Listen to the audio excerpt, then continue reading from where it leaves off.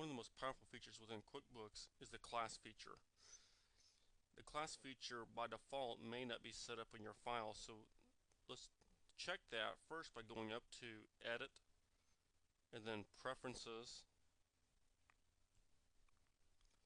and then click the Company tab and then Accounting on the left hand side.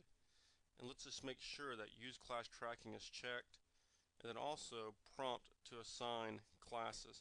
So if you're trying to enter in an invoice or a bill, it's going to prompt you. If you try to save and close it without assigning a class, it's going to prompt you to remind you to save that invoice or bill with a class.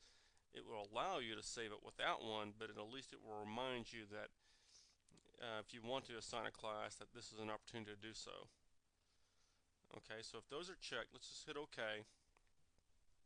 And we can find the list of classes up under Lists and then Class List.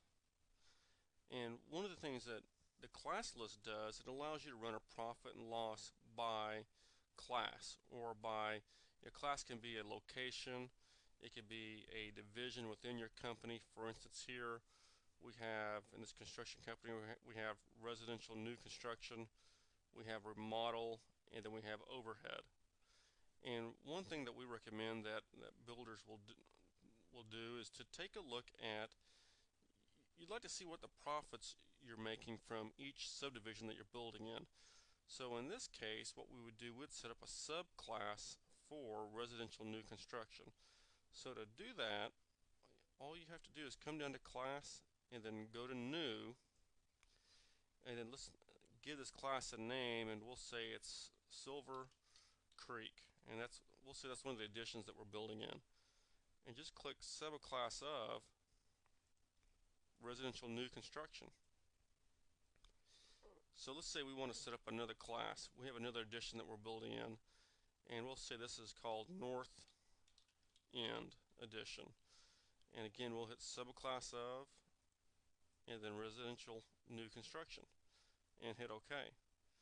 And so what we can do, we can come over here to Reports, Company and Financial, Profit and Loss by Class.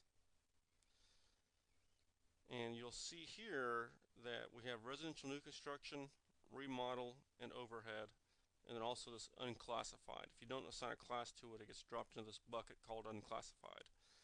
And what you're not seeing are the classes that we just set up, because we have never entered any transactions, be it an invoice or a bill. And I'm going to drag this box over from my other screen. It's going to pop up this report modification screen, and we just need to go down to Advanced, and I'll drag this back over, and on Display Columns, by default it's non-zero, and since we've never entered any transactions into those new classes, those all are going to have zero balances for income and expense, etc. So what I need to do is I just need to say I want to see all the columns regardless of if they're non-zero or not. So I'm just going to click all and hit OK, and then hit OK again. And so now you can see that when I look at our profit and loss by class, it's going to tell me what my new home sales were for the North End residential new construction, for that addition. It'll tell me what Silver Creek residential new construction, what the sales were for that, and then also my expenses, okay, cost of goods sold, and then other types of expenses.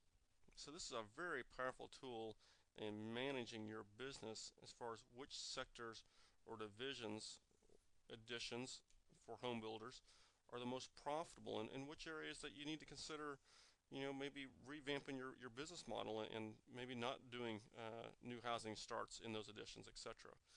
So again, using the class tool within QuickBooks is a very powerful way to get more detail out of your profit and loss.